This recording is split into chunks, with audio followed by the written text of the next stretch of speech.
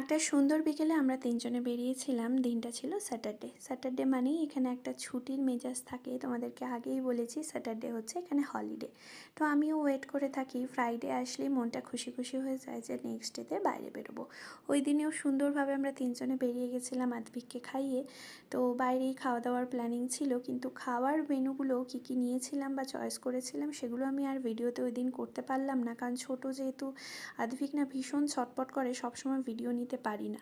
তারপর আমরা গেছিলাম অ্যাকচুয়ালি একটা শপে, কিছুটা মানে ফ্রিজ ম্যাগনেট আমরা দেখছিলাম। তোমাদেরকে আমি দেখাবো যে কোন দুটো আমি সিলেক্ট করেছি। এখানে ম্যাগনেটগুলো ভীষণ ভালো ছিল, কিছু শোপিসের কালেকশন ছিল, অ্যাঙ্কলেট, রিসলেট, নেকপিস, আমি সবই একটু একটু করে দেখেছি।